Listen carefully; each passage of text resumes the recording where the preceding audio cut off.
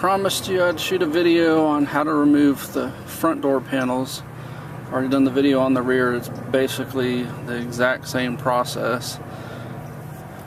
I'm going to remove this plastic clip here, the thin screwdriver on the side. That's going to expose a Torx size bolt. If memory serves me correct, it's like a T25 or so, maybe a T30. Unbolt that. This piece will come out depending on how broken this is. There's some plastic retaining springy clips, but they're plastic on here. They may be already broken off, which case this will just kind of fall out without the bolt in there.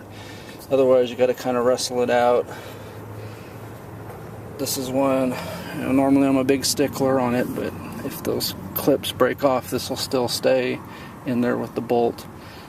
Once that's out, lift this piece lifts up from the front and then kind of slides forward. There's a retaining clip that sits under here. So if you try to pull up from the back, you can break that clip. So you want to pull up from the front, pull this out a little bit, and then you can disconnect the wire connectors there. On the driver's side, obviously there's more because you've got all the different power windows and the power mirrors. Once this is out, I believe there's 7mm bolts. There's going to be one like directly under here. Not all models, but some models have one right there. And then there's going to be 2 or 3 across the bottom. There and there. Once you have all those out, this whole panel lifts straight up. It doesn't have to come out, it goes straight up. And so this is what it's going to look like step by step. There's the plastic cap. There's mine. It is a T30, by the way.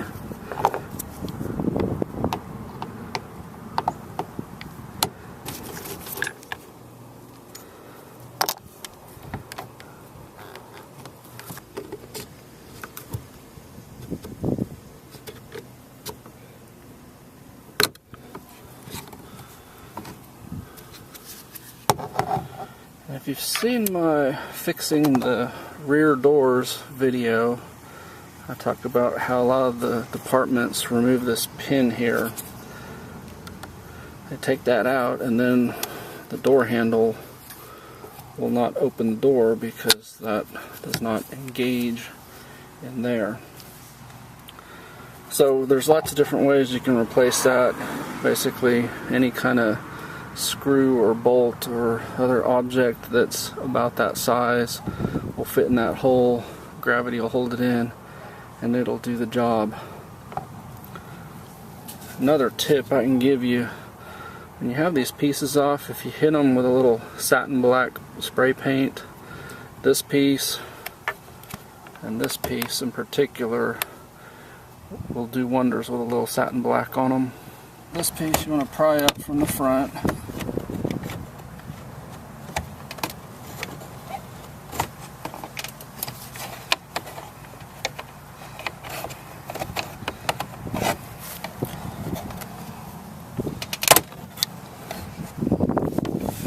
And then you see there, that's what I was talking about. If you pull from the back, that will break, and then this will never really sit in there right.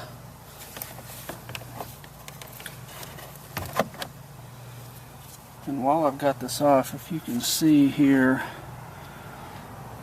this is how I added the keyless entry.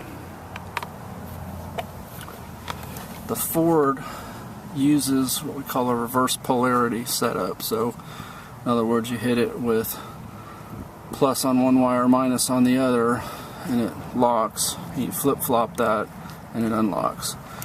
So if you buy the keyless entry, the Bulldog system that I used, you'll notice the 4 wires coming in here, and this should be the same on those. So you've got your white with black stripe, your brown with black stripe, and those are going, so the white goes to the pink with yellow, the brown goes to the brown with pink, then you got a green going to pink with yellow, and the blue going to pink with green. If you wire it that way, your locks will still work here, and they'll also work with your keyless entry. So to remove this piece from the car, you just unclick these.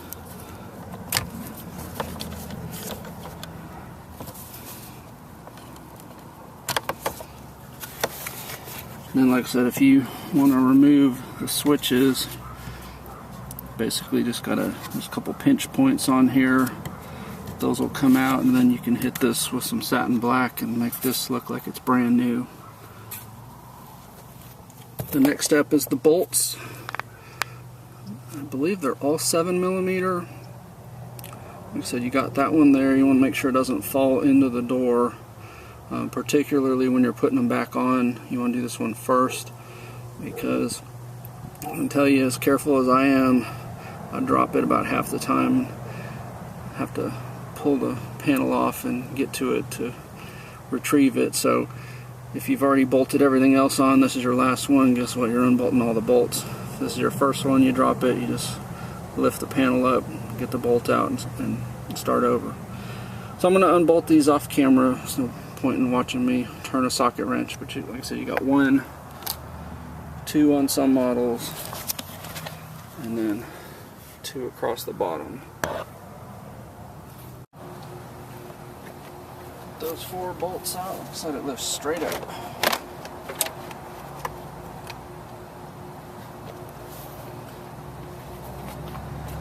So it's basically held in with those little plastic retainers there. There's also a metal one there. You see where the bolt goes through there, and on the bottom. It's pretty neat. Sometimes you'll find weird random things that have been left behind in here.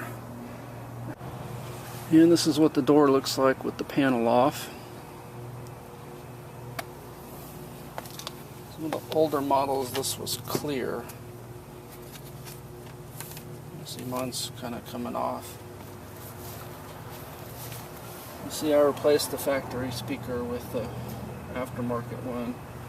I'll be honest, I don't think this was any improvement in the sound, believe it or not. But since it's not a 4x6 like the factory, I put some plastic to cover that, sealed that with some RTV.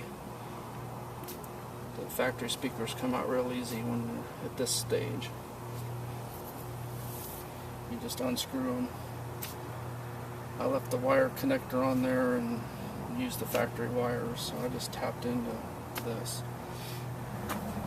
Installation's the reverse. A couple key points, lining that up, getting your wires through here, and like I said in my other videos, when I get these pieces off, I like to clean them and treat them with UV protectant.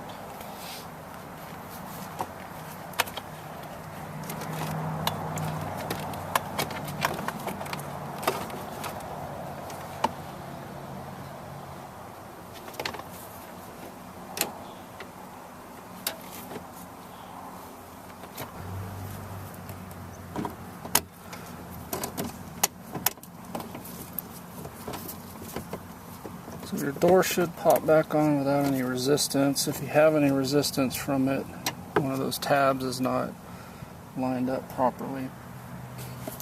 Like I said, I like to put this bolt in first, because if you drop it in the door, you got to take off all the other bolts to get to it, whereas if you do it first and it drops, you just pull the plastic up and get your bolt back. The rest of them, bolt back on in any order you feel like.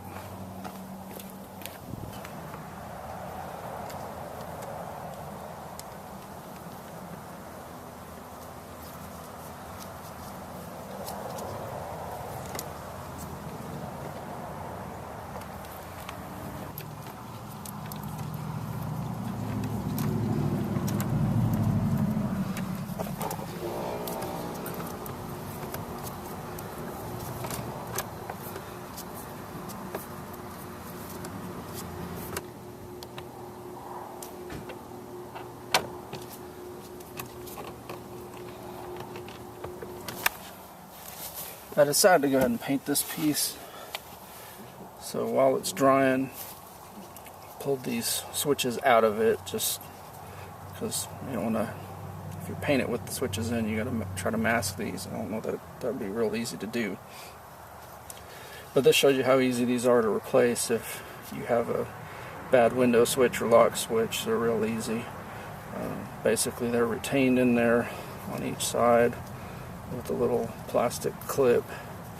And so you just kind of fish a screwdriver between there and pry it out on each side. And then obviously they plug into there. But so when this dries, I'll put these back in and plug this back in. So since I'm waiting for the switch plate there to dry, go ahead and put this one in.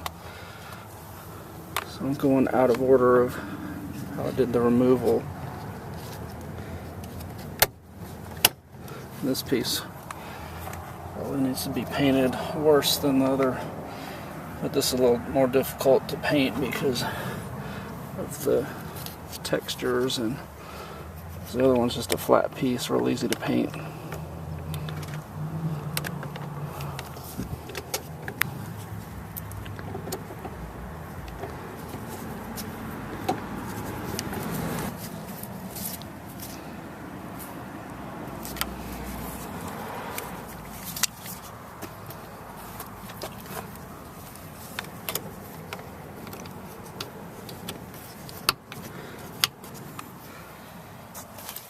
Paint dried enough.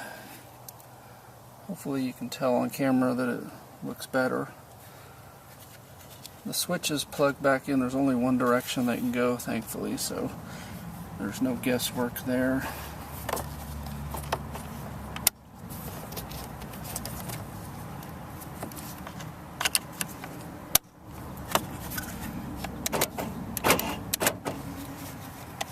And like I said, you start from the back side and then snap in the front. And that's it.